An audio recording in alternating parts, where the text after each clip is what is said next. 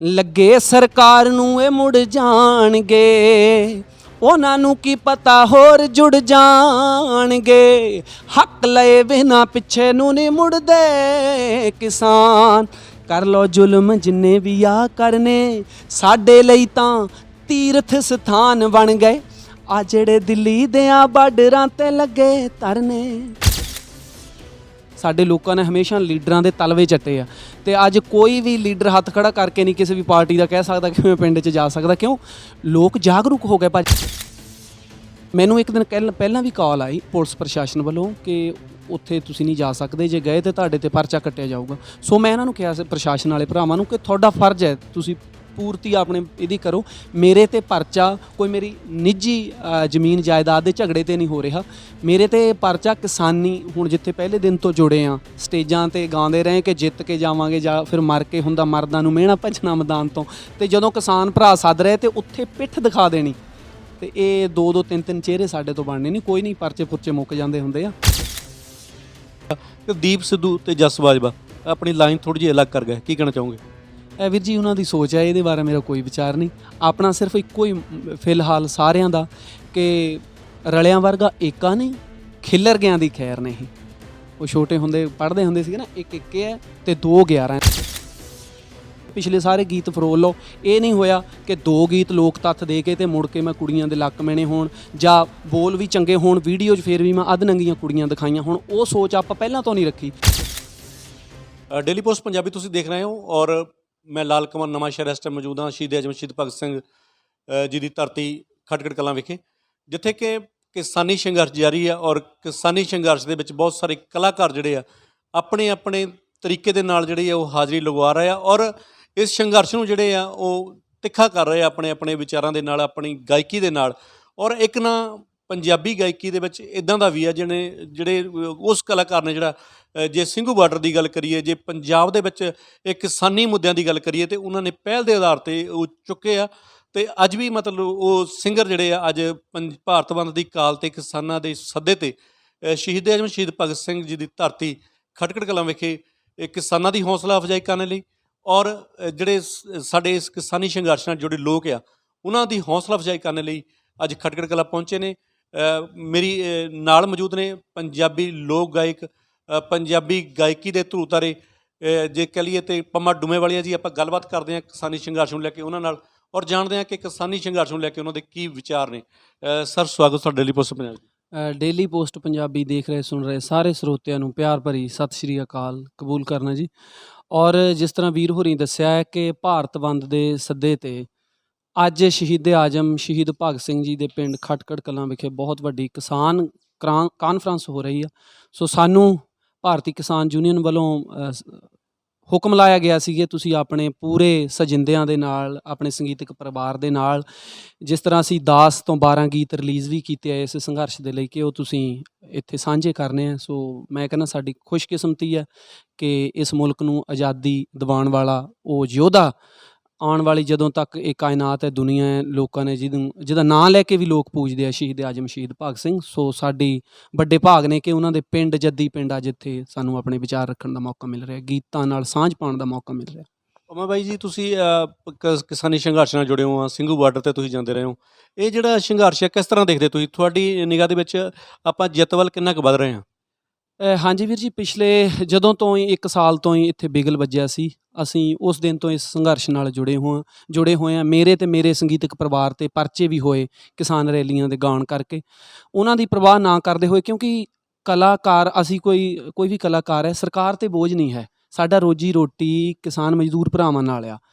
ਅਖਾੜੇ ਲੱਗਦੇ ਆ, ਵਿਆਹਾਂ ਦੇ ਪ੍ਰੋਗਰਾਮ ਲੱਗਦੇ ਆ, ਉਹ ਕਲਾਕਾਰ ਕੋਈ ਵੀ ਹੈ, ਪੈਸੇ ਮਤਲਬ ਸਰਕਲ ਉਹਨਾਂ ਰਾਹੀਂ ਚੱਲਦਾ। ਇੱਕ ਫਰਜ਼ ਵੀ ਬਣ ਜਾਂਦਾ, ਨੈਤਿਕ ਫਰਜ਼ ਵੀ ਬਣ ਜਾਂਦਾ, ਜ਼ਿੰਮੇਵਾਰੀ ਵੀ ਹੈ। ਸੋ ਇੱਕ ਕਿਸਾਨ ਹੈ ਤਾਂ ਜਹਾਨ ਹੈ। ਇਕੱਲਾ ਕਿਸਾਨ ਨਹੀਂ ਮੁੱਕੂਗਾ ਜੇ ਇਹ 3 ਕਾਲੇ ਕਾਨੂੰਨ ਪਾਸ ਹੁੰਦੇ ਆ ਜਾਂ ਲਾਗੂ ਹੁੰਦੇ ਆ। ਬਹੁਤ A ਤੋਂ Z ਤੱਕ ਸਾਰੀਆਂ ਸ਼ਾਖਾਵਾਂ ਇਸ ਚੀਜ਼ ਨਾਲ ਜੁੜੀਆਂ ਹੋਈਆਂ। ਸੋ ਆਪਣਾ ਫਰਜ਼ ਸਮਝਦੇ ਹੋਏ ਪਹਿਲੇ ਦਿਨ ਤੋਂ ਜੁੜੇ ਹਾਂ। ਔਰ ਜਿੱਥੋਂ ਤੱਕ ਮੈਨੂੰ ਲੱਗ ਰਿਹਾ ਕਿ ਬਹੁਤ ਜਲਦੀ ਇਹ 600 ਤੋਂ ਵੱਧ ਸਾਡੇ ਕਿਸਾਨ ਮਜ਼ਦੂਰ ਭਰਾ ਸ਼ਹਾਦਤ ਦਾ ਜਾਮ ਪੀ ਗਏ। ਉਹ ਸ਼ਹੀਦੀ ਜਾਮ ਅਜਾਇਆ ਨਹੀਂ ਜਾਂਦਾ। ਬਹੁਤ ਜਲਦੀ ਖੁਸ਼ਖਬਰੀ ਦੀ ਮੈਨੂੰ ਇੱਦਾਂ ਲੱਗਦਾ ਕਿ 2022 ਦੇ ਇਲੈਕਸ਼ਨ ਤੋਂ ਪਹਿਲੇ ਇਹ ਸਰਕਾਰ ਵੱਲੋਂ ਵਾਪਸ ਲਏ ਜਾਣਗੇ।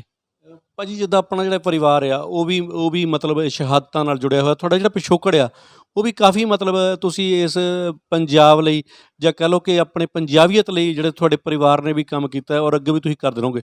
ਇਹ ਗੱਲ ਜਿਹੜੀ ਸੋਚਣ ਵਾਲੀ ਹੈ, 300 ਦਿਨ ਤੋਂ ਉੱਪਰ ਹੋ ਗਿਆ ਆਪਾਂ ਨੂੰ ਦਿੱਲੀ ਬੈਠਿਆਂ ਨੂੰ, ਕੁਝ ਨਿਕਲਦਾ ਦਿਖਾਈ ਦੇ ਰਿਹਾ ਤੁਹਾਨੂੰ?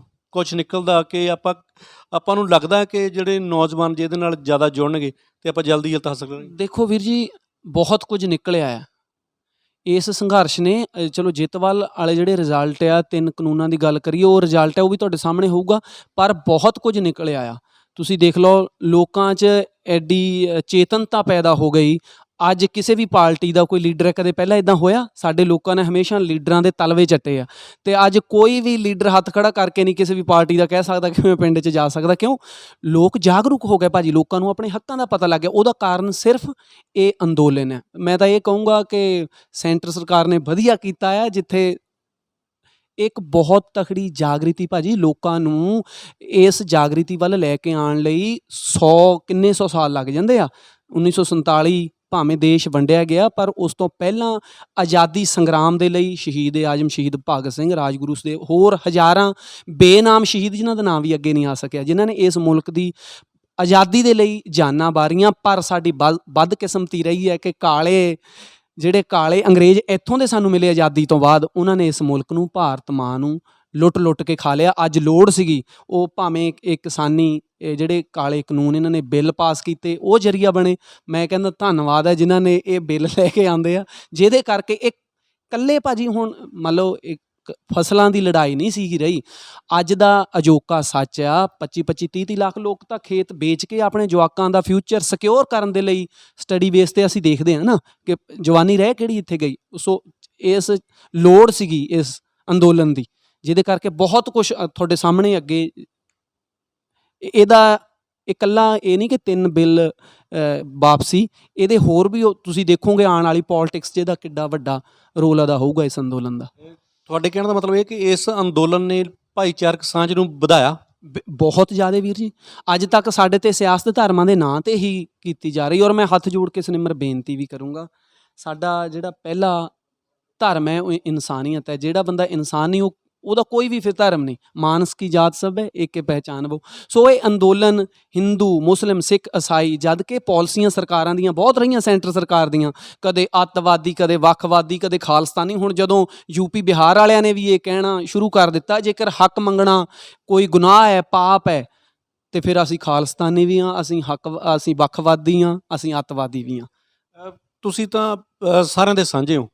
ਤੁਸੀਂ ਜੇ ਕਿਸਾਨੀ ਦੀ ਗੱਲ ਕੀਤੀ ਤੇ ਅੱਜ ਆਪਣੇ ਤੁਸੀਂ ਪਰਚਿਆਂ ਦੀ ਜਿਹੜੀ ਉਹ ਰਾਜਨੀਤੀ ਹੰਢਾ ਰਹੇ ਹੋ, ਕਸੂਰ ਕੀ ਹੈ ਤੁਹਾਡਾ? ਵੀਰ ਜੀ, ਜਦੋਂ ਨਾ ਕਿਸੇ ਸਿਸਟਮ 'ਚੋਂ ਨਿਕਲਣਾ ਪਵੇ, ਉਹ ਪਰਚਾ ਇਸ ਤਰ੍ਹਾਂ ਹੋਇਆ ਸੀਗਾ ਕਿ ਸਾਡੀ ਜਿਹੜੀ ਰੈਲੀ ਰੱਖੀ ਹੋਈ ਸੀਗੀ, ਅਤੇ ਉਹ 'ਤੇ ਮੈਨੂੰ ਇੱਕ ਦਿਨ ਪਹਿਲਾਂ ਵੀ ਕਾਲ ਆਈ ਪੁਲਿਸ ਪ੍ਰਸ਼ਾਸਨ ਵੱਲੋਂ ਕਿ ਉੱਥੇ ਤੁਸੀਂ ਨਹੀਂ ਜਾ ਸਕਦੇ, ਜੇ ਗਏ ਤਾਂ ਤੁਹਾਡੇ 'ਤੇ ਪਰਚਾ ਕੱਟਿਆ ਜਾਊਗਾ। ਸੋ ਮੈਂ ਇਹਨਾਂ ਨੂੰ ਕਿਹਾ ਸੀ, ਪ੍ਰਸ਼ਾਸਨ ਵਾਲੇ ਭਰਾਵਾਂ ਨੂੰ, ਕਿ ਤੁਹਾਡਾ ਫਰਜ਼ ਹੈ, ਤੁਸੀਂ ਪੂਰਤੀ ਆਪਣੇ ਇਹਦੀ ਕਰੋ। ਮੇਰੇ 'ਤੇ ਪਰਚਾ ਕੋਈ ਮੇਰੀ ਨਿੱਜੀ ਜ਼ਮੀਨ ਜਾਇਦਾਦ ਦੇ ਝਗੜੇ 'ਤੇ ਨਹੀਂ ਹੋ ਰਿਹਾ। ਮੇਰੇ 'ਤੇ ਪਰਚਾ ਕਿਸਾਨੀ, ਹੁਣ ਜਿੱਥੇ ਪਹਿਲੇ ਦਿਨ ਤੋਂ ਜੁੜੇ ਹਾਂ, ਸਟੇਜਾਂ 'ਤੇ ਗਾਉਂਦੇ ਰਹੇ ਕਿ ਜਿੱਤ ਕੇ ਜਾਵਾਂਗੇ ਜਾਂ ਫਿਰ ਮਰ ਕੇ ਹੁੰਦਾ ਮਰਦਾਂ ਨੂੰ ਮਿਹਣਾ ਭੱਜਣਾ ਮੈਦਾਨ ਤੋਂ, ਅਤੇ ਜਦੋਂ ਕਿਸਾਨ ਭਰਾ ਸੱਦ ਰਹੇ ਤੇ ਉੱਥੇ ਪਿੱਠ ਦਿਖਾ ਦੇਣੀ, ਅਤੇ ਇਹ 2-2 3-3 ਚਿਹਰੇ ਸਾਡੇ ਤੋਂ ਬਣਨੇ ਨਹੀਂ। ਕੋਈ ਨਹੀਂ, ਪਰਚੇ ਪੁਰਚੇ ਮੁੱਕ ਜਾਂਦੇ ਹੁੰਦੇ ਆ। ਲੋਕਾਂ ਦੇ ਨਾਲ ਹੈ ਜਿਨ੍ਹਾਂ ਦੇ ਵਿਆਹਾਂ 'ਚ ਗਾਇਆ, ਮੇਲਿਆਂ 'ਚ ਪੈਸੇ ਲੈ ਕੇ ਆਏ ਆ, ਅਤੇ ਉਹਨਾਂ ਨੂੰ ਪਿੱਠ ਨਹੀਂ ਕਿਸੇ ਵੀ ਹਾਲਤ 'ਚ ਆਪਾਂ ਦਿਖਾ ਸਕਦੇ। ਜਦੋਂ ਉਹਨਾਂ ਨੂੰ ਤੁਹਾਡੀ ਲੋੜ ਹੈ ਤਾਂ ਤੁਸੀਂ ਨਾਲ ਖੜੇ? ਬਿਲਕੁਲ ਬਿਲਕੁਲ ਵੀਰ ਜੀ। ਤੇ ਪੰਮੇ ਭਾਜੀ, ਗੱਲ ਇੱਕ ਗੱਲ ਹੋਰ ਵੀ ਮੈਂ ਜਾਣਨਾ ਚਾਹੂੰਗਾ ਕਿ ਦੀਪ ਸਿੱਧੂ ਤੇ ਜਸ ਬਾਜਵਾ ਆਪਣੀ ਲਾਈਨ ਥੋੜ੍ਹੀ ਜਿਹੀ ਅਲੱਗ ਕਰ ਗਏ, ਕੀ ਕਹਿਣਾ ਚਾਹੋਗੇ? ਵੀਰ ਜੀ, ਉਹਨਾਂ ਦੀ ਸੋਚ ਹੈ, ਇਹਦੇ ਬਾਰੇ ਮੇਰਾ ਕੋਈ ਵਿਚਾਰ ਨਹੀਂ। ਆਪਣਾ ਸਿਰਫ ਇੱਕੋ ਹੀ ਫਿਲਹਾਲ ਸਾਰਿਆਂ ਦਾ ਕਿ ਰਲਿਆਂ ਵਰਗਾ ਏਕਾ ਨਹੀਂ, ਖਿੱਲਰ ਗਿਆਂ ਦੀ ਖੈਰ ਨਹੀਂ। ਉਹ ਛੋਟੇ ਹੁੰਦੇ ਪੜ੍ਹਦੇ ਹੁੰਦੇ ਸੀਗੇ ਨਾ, ਇੱਕ ਇੱਕੇ ਹੈ ਅਤੇ 2 11 ਹੈ। ਸੋ ਕੋਸ਼ਿਸ਼ ਕਰੀਏ ਇਹ ਸਭ ਤੋਂ ਮੋਰਚਾ ਫਤਿਹ ਕਰਨਾ, ਇੱਕ ਦੂਜੇ ਦੀਆਂ ਲੱਤਾਂ ਖਿੱਚਣਾ ਸਾਡੀ ਪ੍ਰਾਪਤੀ ਨਹੀਂ। ਕੋਈ ਵੀ ਹੋਵੇ, ਸਾਡੇ ਭਰਾ ਜਿਹੜੇ ਸਾਡੇ ਨਾਲ ਬਹੁਤ ਸੂਝਵਾਨ ਨੇ, ਫਿਲਹਾਲ ਜਿਹੜਾ ਸਾਡਾ ਮੋਟਿਵ ਹੈ, ਕਿ ਨਿਸ਼ਾਨਾ ਹੋਣਾ ਚਾਹੀਦਾ ਕਿ ਮੋਰਚਾ ਫਤਿਹ ਹੋਵੇ। ਜਿਵੇਂ ਭਾਜੀ ਇਹ ਵੀ ਗੱਲਾਂ ਸੁਣਨ ਚ ਆ ਰਹੀਆਂ ਕਿ ਤੁਹਾਨੂੰ ਕੋਈ ਪਾਰਟੀ ਟਿਕਟ ਦੀ ਵੀ ਕੋਈ ਦਾਅਵੇਦਾਰੀ ਕਰ ਰਹੀ ਵੀ ਤੁਹਾਨੂੰ ਕੋਈ ਟਿਕਟ ਵੀ ਤੁਹਾਨੂੰ ਕਿਸੇ ਪਾਸਿਓਂ ਆਫਰ ਆਈ ਹੈ? ਵੀਰ ਜੀ ਜਿੰਨੇ ਮਰਜ਼ੀ ਲੋਕ ਕਹੀ ਜਾਣ ਭਾਵੇਂ ਆਫਰਾਂ ਆਈ ਜਾਣ, ਪਰ ਮੈਂ ਫਿਲਹਾਲ ਕਲਾਕਾਰ ਆ।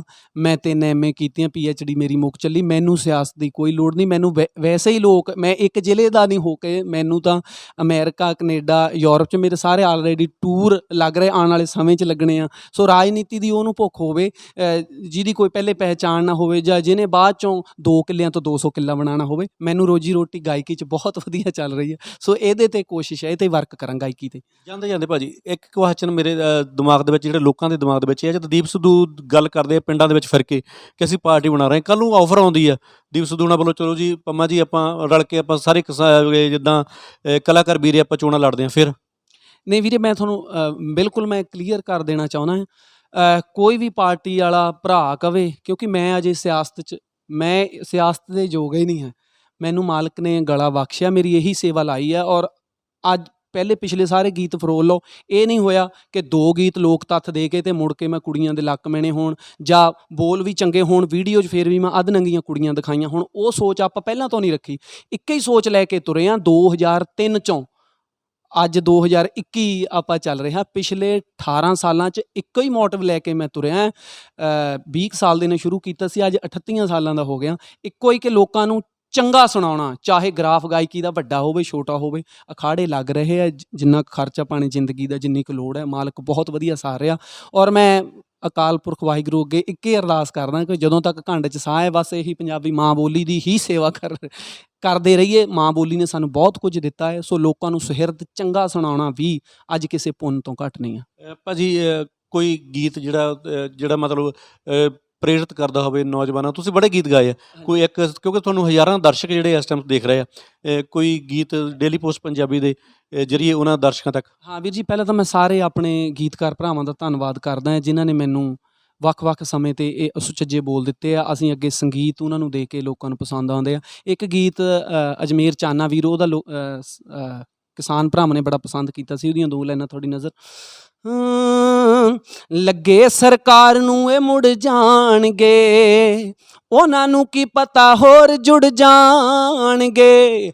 ਹੱਕ ਲਏ ਬਿਨਾਂ ਪਿੱਛੇ ਨੂੰ ਨਹੀਂ ਮੁੜਦੇ ਕਿਸਾਨ, ਕਰ ਲਓ ਜ਼ੁਲਮ ਜਿੰਨੇ ਵੀ ਆ ਕਰਨੇ, ਸਾਡੇ ਲਈ ਤਾਂ ਤੀਰਥ ਸਥਾਨ ਬਣ ਗਏ।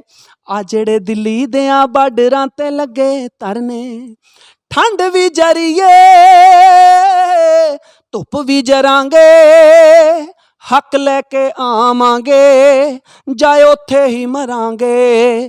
ਕਟਾਣੇ ਵਾਲਾ ਚਾਨਾ ਡੂਮੇ ਵਾਲੀਏ ਨੂੰ ਕਹਿੰਦਾ, ਚਲੋ ਦਿੱਲੀ ਨੂੰ ਇਕੱਠ ਆਪਾਂ ਵੱਡੇ ਕਰਨੇ, ਸਾਡੇ ਲਈ ਤਾਂ ਤੀਰਥ ਸਥਾਨ ਬਣ ਗਏ। ਆ ਜਿਹੜੇ ਦਿੱਲੀ ਦਿਆਂ ਬਾਰਡਰਾਂ ਤੇ ਲੱਗੇ ਧਰਨੇ, ਦਿੱਲੀ ਦਿਆਂ ਬਾਰਡਰਾਂ ਤੇ ਲੱਗੇ ਧਰਨੇ ਹੋ। ਨੌਜਵਾਨਾਂ ਨੂੰ ਕੋਈ ਸੰਦੇਸ਼ ਦੇਣ ਯੋਗਾ ਮੈਨੂੰ ਲੱਗਦਾ ਭਾਜੀ ਮੈਂ ਅਜੇ ਹੋਇਆ ਨਹੀਂ। ਮੈਂ ਬੇਨਤੀ ਜ਼ਰੂਰ ਕਰੂੰਗਾ ਨੌਜਵਾਨ ਭਰਾਵਾਂ ਨੂੰ ਕਿ ਕੋਸ਼ਿਸ਼ ਕਰੀਏ, ਜਿੱਥੇ ਇਹ ਅੰਦੋਲਨ ਨੇ ਸਾਨੂੰ ਬਹੁਤ ਕੁਝ ਦਿੱਤਾ, ਇੱਕ ਨਾਲ ਹੋਰ ਅੱਜ ਦੇ ਸਮੇਂ ਦੀ ਲੋੜ ਹੈ। ਗਾਇਕੀ ਨੂੰ, ਜੇ ਗੰਧਲਾਪਣ ਨੂੰ ਹੌਲੀ ਹੌਲੀ ਦੂਰ ਕਰਨ ਦੇ ਲਈ ਅਸੀਂ ਕੋਸ਼ਿਸ਼ਾਂ ਕਰੀਏ, ਕਿਉਂਕਿ ਕਲਾਕਾਰ ਪੱਲਾ ਝਾੜ ਦਿੰਦੇ ਆ ਬਾਈ ਜੀ, ਲੋਕ ਸੁਣਦੇ ਆ ਤਦ ਸੁਣਾ ਰਹੇ ਆ। ਸੋ ਵਿਸ਼ੇ ਜਿਹੜੇ ਗਾਇਕੀ ਦੇ ਸਬਜੈਕਟ, ਹਥਿਆਰਾਂ, ਨਗੇਜਪੁਣਾ, ਉਹ ਤੋਂ ਥੋੜ੍ਹਾ ਜਿਹਾ ਹੌਲੀ ਹੌਲੀ ਕੋਸ਼ਿਸ਼ ਕਰੀਏ।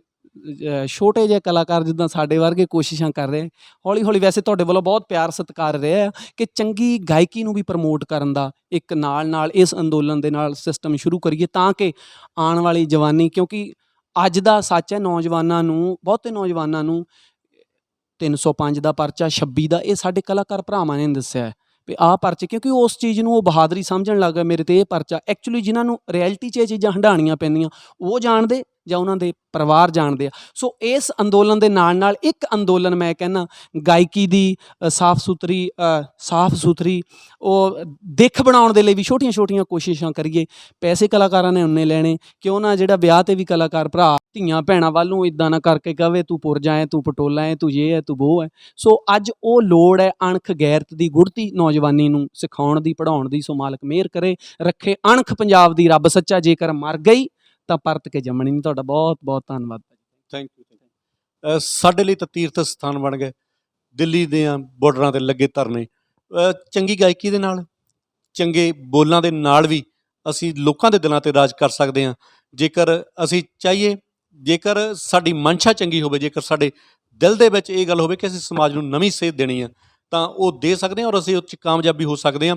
ਜੇਕਰ ਅੱਜ ਪੰਮਾ ਡੂਮੇਵਾਲੀਆ ਜੀ ਉਸ ਤੀਰਥ ਸਥਾਨ 'ਤੇ ਜਿਹੜੇ ਦਿੱਲੀ ਦੇ ਬਾਰਡਰਾਂ 'ਤੇ ਹੋਣ, ਚਾਹੇ ਪੰਜਾਬ ਦੀ ਕਿਸੇ ਵੀ ਸੜਕ 'ਤੇ ਹੋਣ, ਜਿਹੜਾ ਧਰਨਾ ਉਹ ਅੱਜ ਤੀਰਥ ਸਥਾਨ ਦਾ ਰੂਪ ਲੈ ਚੁੱਕਾ। ਉੱਥੇ ਪ੍ਰੋਗਰਾਮ ਪੇਸ਼ ਕਰਨ ਜਾ ਰਹੇ ਨੇ ਔਰ ਚੰਗੀ ਸੇਧ ਦੇਣ ਜਾ ਰਹੇ ਨੇ। ਡੇਲੀ ਪੋਸਟ ਪੰਜਾਬੀ ਤੁਸੀਂ ਦੇਖ ਰਹੇ ਹੋ। ਕੈਮਰਾਮੈਨ ਗੁਰਪ੍ਰੀਤ ਬੰਗੜ ਦੇ ਨਾਲ ਨਵਾਂ ਸ਼ਹਿਰ ਤੋਂ ਮੈਂ ਲਾਲ ਕਮਲ, ਨਵਾਂ ਸ਼ਹਿਰ, ਡੇਲੀ ਪੋਸਟ ਪੰਜਾਬੀ ਲਈ।